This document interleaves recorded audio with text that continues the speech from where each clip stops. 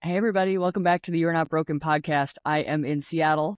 I did an event last night with the Pacific Northwest Urology Resident Symposium. I talked to them about social media and how life-changing it is and my why behind it. And I also moderated a panel about working with industry, which was super awesome. So that's what I did last night. I'm in my hotel room today. I'm drinking a cup of coffee with you and recording episode 300 of the You Are Not Broken podcast. How many podcasts make it to 300? I don't know. I got to Google that. So before I get started, I want to talk about some events in 2025 that I'm going to be at that I want you guys to buy tickets for. The first one is January 29th. It is in Bellevue, Washington. We are doing an M Factor screening. I'll put the links down in the show notes or go to my Instagram for it. Put on by Hot Paws, Carrie Grand Skin. It's going to be at this amazing location in Bellevue. We're going to screen the M Factor documentary. If you haven't seen it yet, you're living under a rock.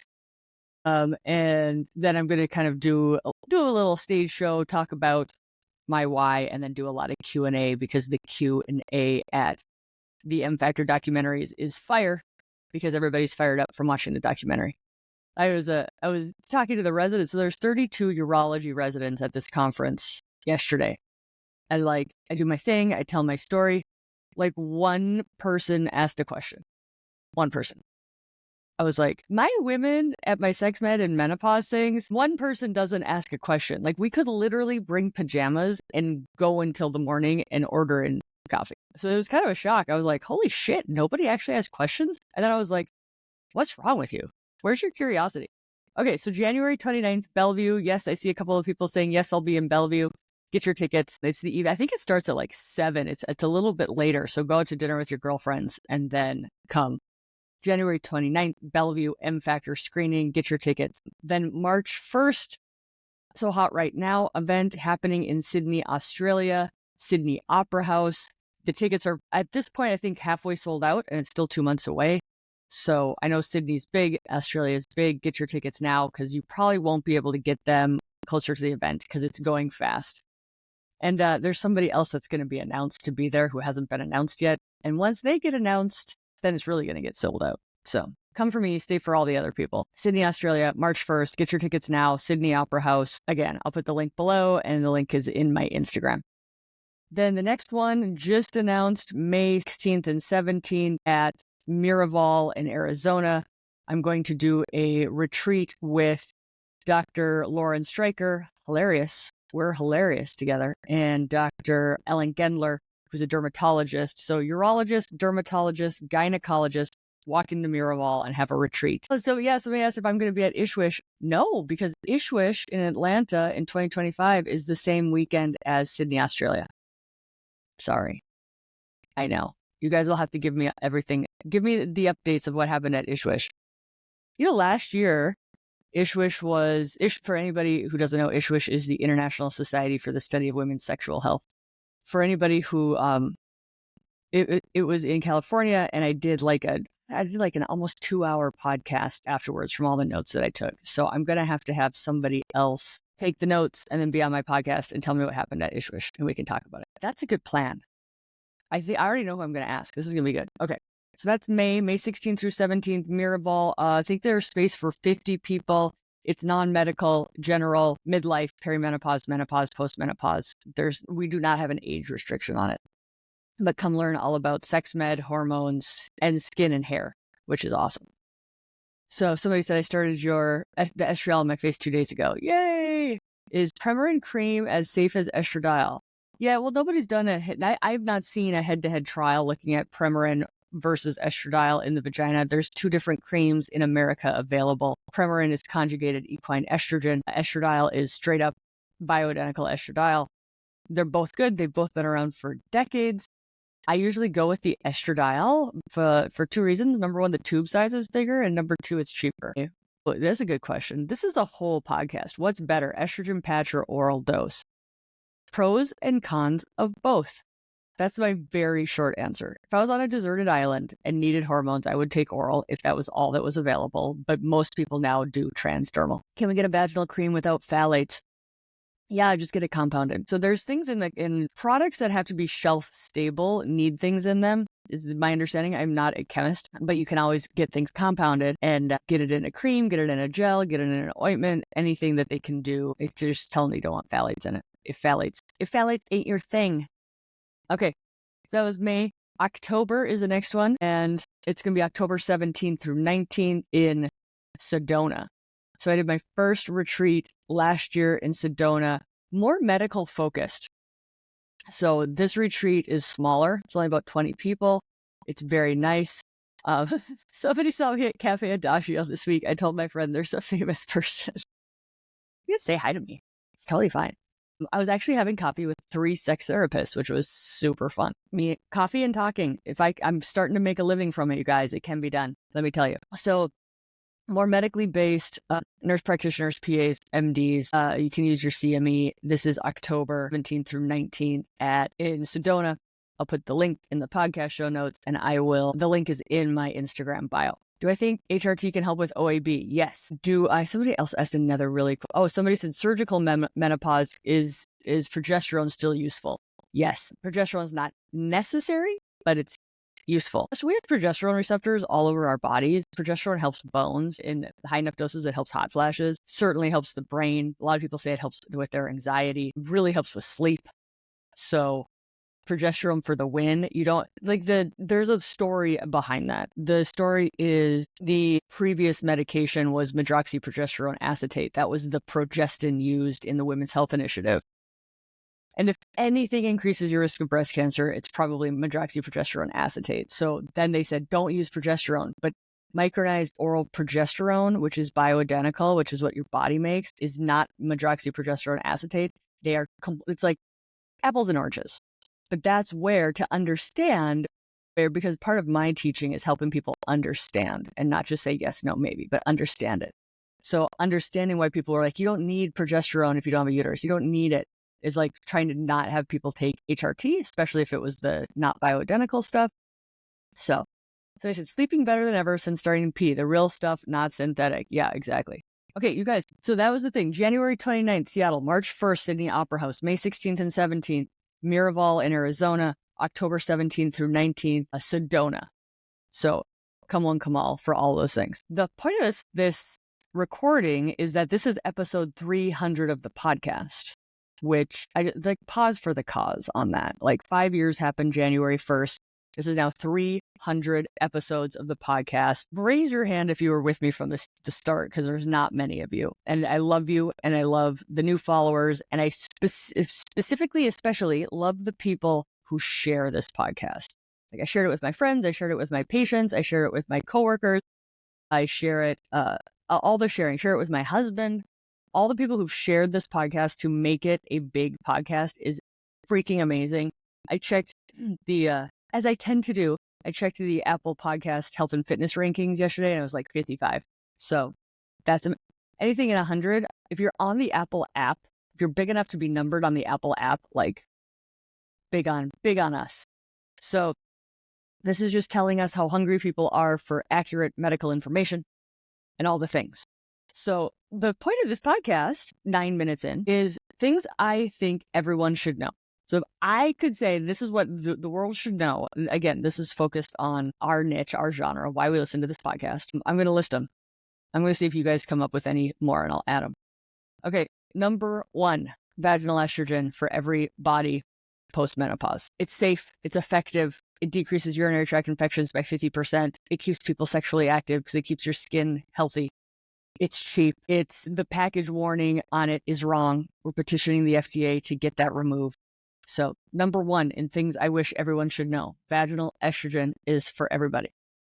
Number 2, testosterone is in everybody's body. Women make 4 times the amount of testosterone. This is always so funny when people are like, if we give women testosterone, they're just going to convert it to estrogen.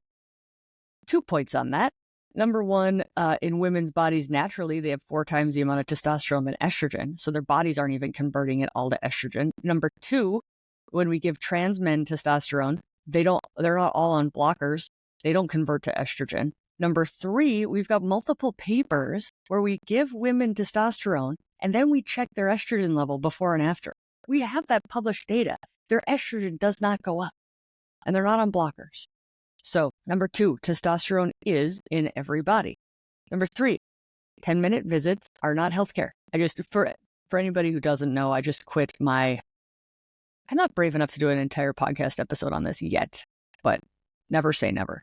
I just quit my insurance-based career as a urologist to go into cash-based medicine because I want to talk to you more than 10 minutes.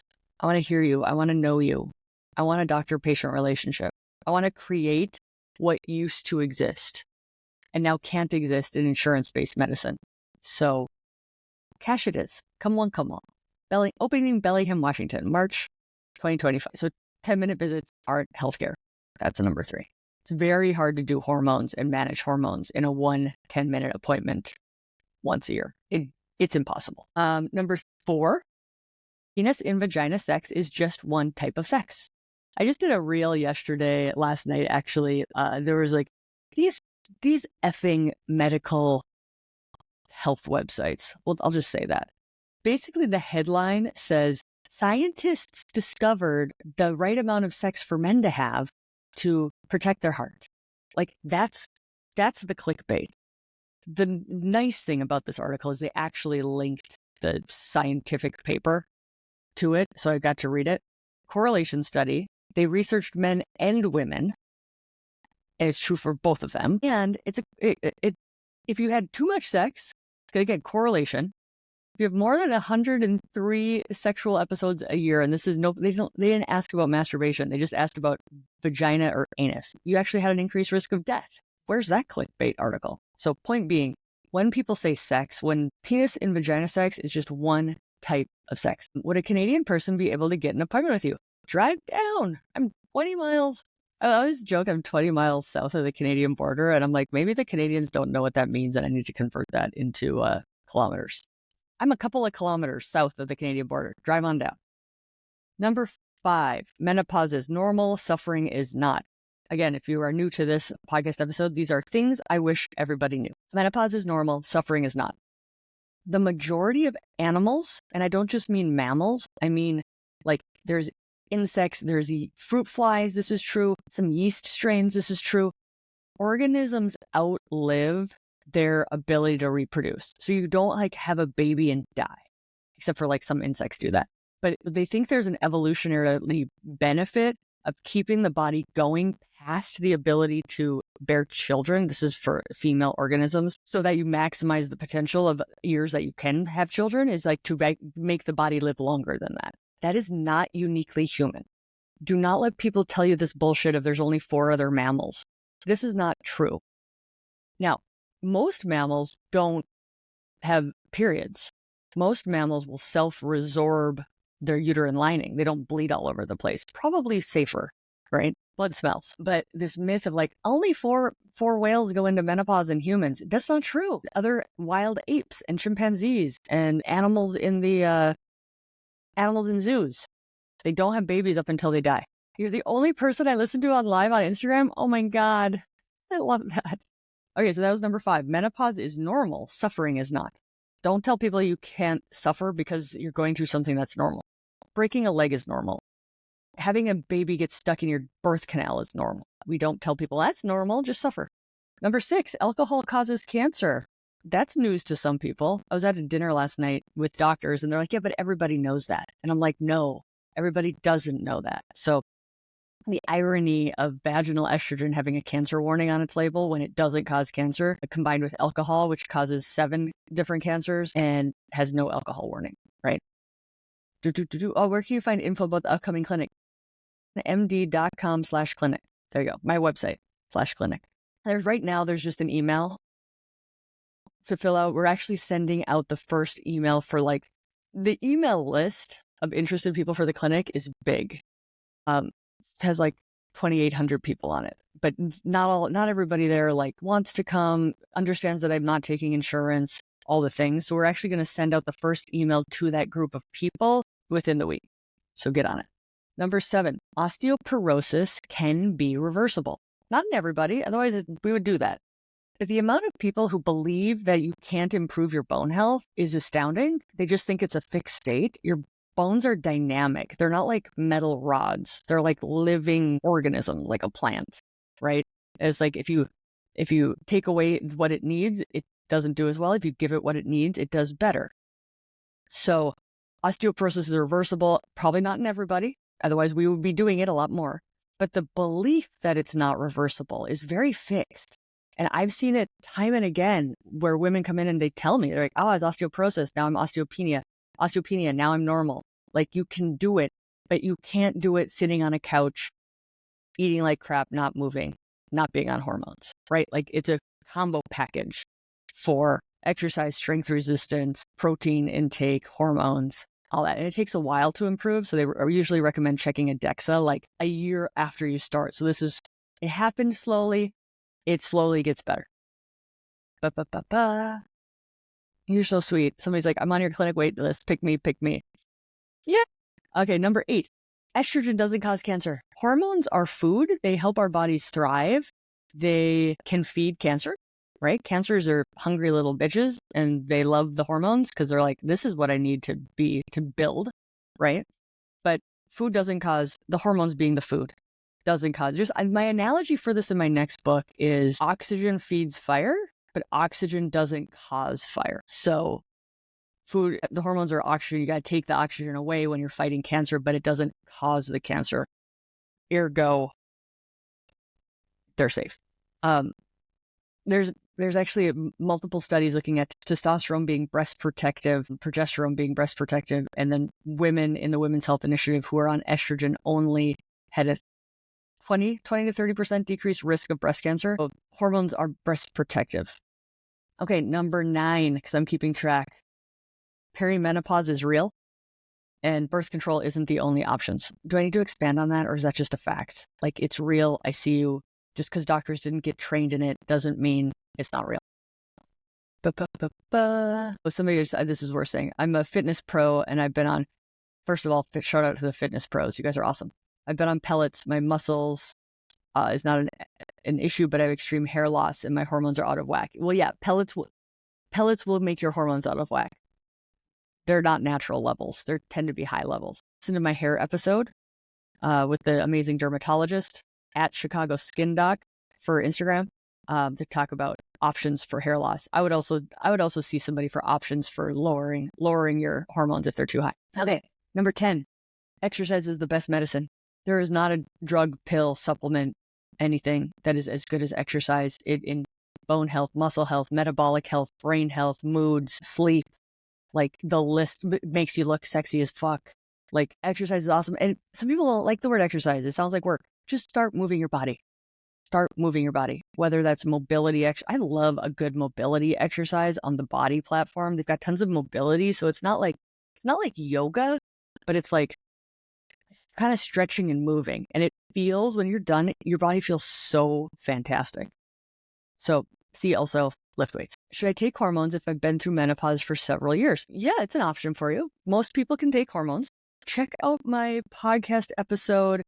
Man, I want to say it's 291 with Dr. Corinne Men, where we review the recently published paper that Dr. Susan Davis did, digging into the data on safety on women greater than 10 years post-menopause. It's very insightful, and I really think 2025, the tide is turning on this. Okay, number 11. This is number 11.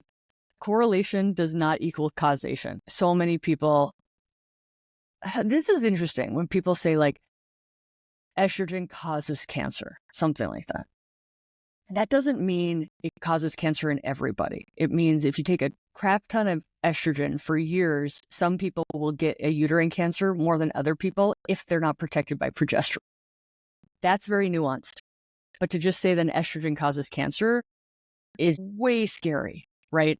Same with correlation and causation, as far as like if you have more sex, it prevents heart disease. That's not what the study showed, but people will take that leap. So much research is what's correlated. You look for themes, right? People who smoke tend to make less money. Okay, does that mean cigarettes make you poor? Well, yeah, they're kind of expensive. But I'm trying to give you like, some things are correlated together. So like a correlation doesn't equal causation. It's very different than like meth gives you bad teeth. Meth absolutely gives you bad teeth. But maybe people who use meth don't wear hats much, right? So meth makes you not wear hats. That's a correlation, not the causation. and sussing that out. And somebody on Instagram yesterday was like, shouldn't people know that? I'm like, no, this sort of like logic, these logic things aren't natural to the brain. What's natural to the brain is making associations quickly. That the Thinking Fast and Slow by Daniel Kahneman, the Nobel Prize winning economist, right, is like there's two layers of brain, the logical brain and then the really fast moving brain. And so it's like you actually have to be taught that correlation doesn't equal causation, because it's like that's your slower, more logic part of your brain. Okay, number 12, along the same lines, this is, again, the list of things I wish everybody knew. Safe doesn't mean no risk. Everybody's like always like, is it safe? Is it safe? Is it safe? Is it safe? And it's like, what do you mean by it? Like, what do you mean by is it safe? Right? Like, does it cause cancer in everybody? Does it kill you? Right? Like crazy, like, are cars safe? Yeah, cars are relatively safe. So we choose to use them daily, but they'll kill you. Right? I think the same thing, maybe more of an extreme example, and I hesitate to use this example, but it's like guns, right? Are guns safe? It's like, well, they're designed to kill you, but we have like 300 million of them in this country or more. So it's like, when people ask, is it safe? There's always some underlying concern. And then when you say like yes or no, you erase the fact that like things might have risks, but for the most part, that they're not going to kill you.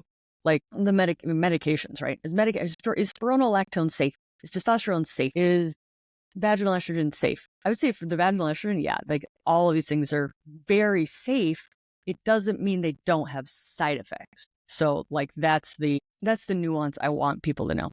Does an estrogen patch increase blood clots and stroke risk? No, that one's easy. Yeah, that's a thing I wish people would know. I'm going to add that to that. That's number 13. Plenty of studies on that. Blood clots. I'm writing it down. Somebody else just asked something good too. Here we go. So glad I'm listening. Just had a certified menopause provider tell me that I can't take hormones because I had breast cancer and my low libido is all in my head. Needless to say, I walked out. Yeah. Was it a 10-minute visit? So first of all, sorry. Second of all, libido is all in our heads. Let's be honest. Let's be truthful. Where are moods created? Moods are created in the brain. And I'm just saying that a little tongue in cheeky because it's like, you guys, lots of shit's created in the head. The term, it's all in your head, is kind of created to kind of gaslight people, right? Like you're making it up, or you just need to think better thoughts, or like all that shit. But like moods are in the brain. Libido is in the brain. Hormones act in the brain to change moods. One of them is libido, right? So I hope that sussed it down for you. Yeah, somebody said risk seems to be a better word than safe. I agree. Even with that though, like all this stuff is going back to number whatever, number 3, 10-minute visit is not healthcare. In taking any medications, there's a risk. That the corollary to that is there's risk in not taking medications. And I think that's not discussed as much in healthcare, of like, there's a risk to your bones and to your cardiovascular system for not taking hormones. There is. Does that mean I think everybody should be on hormones? No, that's too radical of a statement to say on social media. But there's a risk. Your body is aging. You can give it things it needs to help preserve function, or you cannot. There's risks to taking those things, and there's risks to not taking those things. That's the complexity. And like on a 10,000 foot view, that's why this podcast is so effing successful, is because my worldview is that women are intelligent and they can deal with this, and we don't need to dumb it down.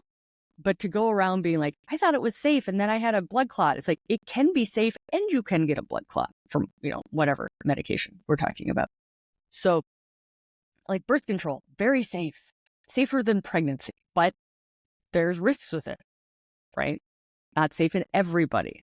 And that's the nuance that I think traditional healthcare, current traditional healthcare has taken away. It's like, these things are complex. We've had to dumb them down because of time. And some people can't understand the complexity, but by and large, women are smart. It's real messed up if none of you doctors will take Medicaid and women in Medicaid need help too.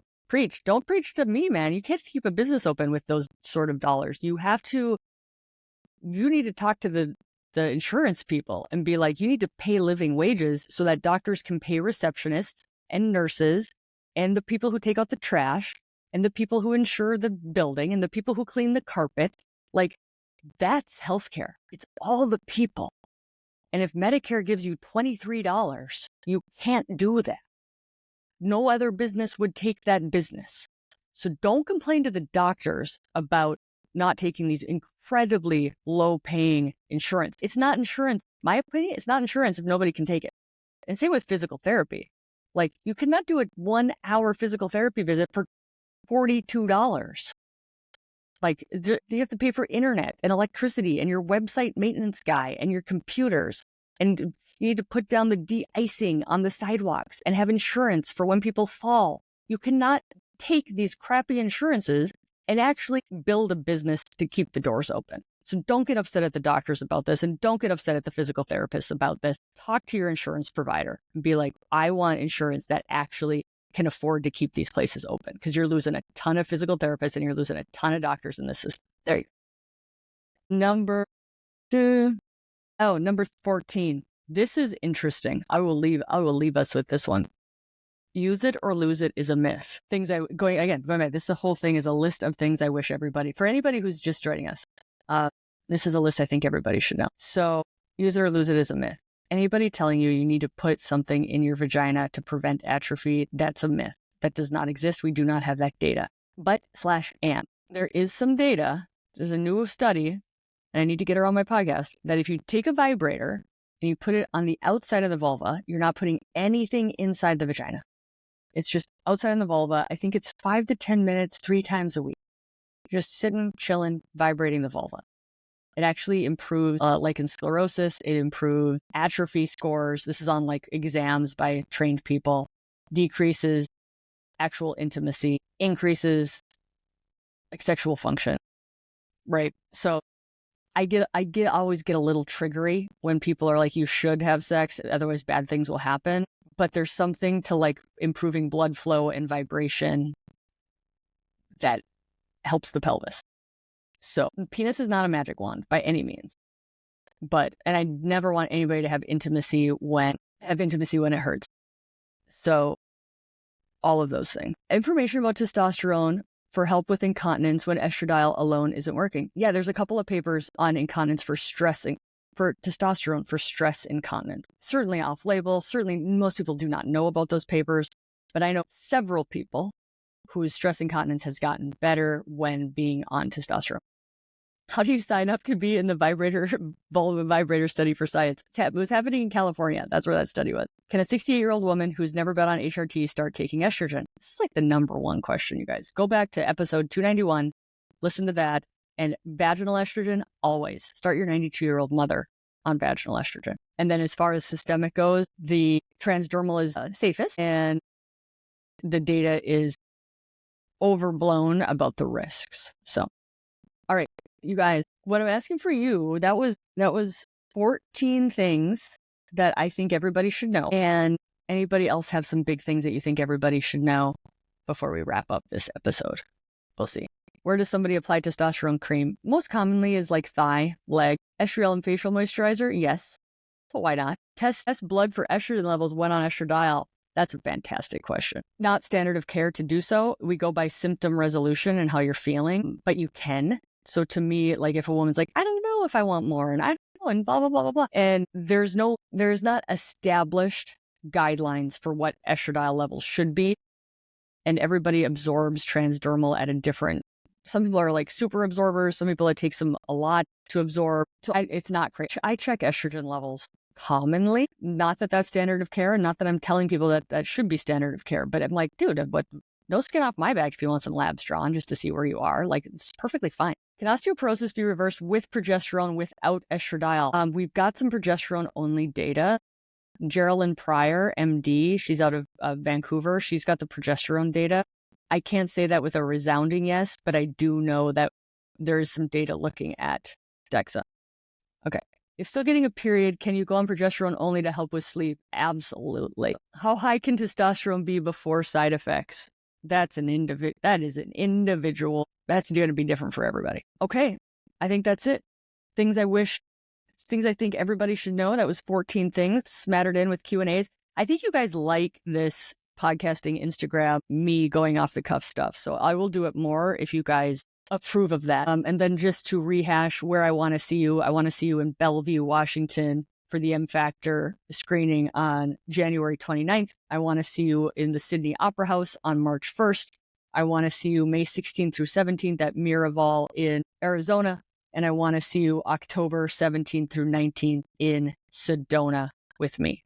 So last one, the Sedona one, is healthcare providers more. But last year we had a pilot and a lawyer, which was awesome. We were so happy they were there.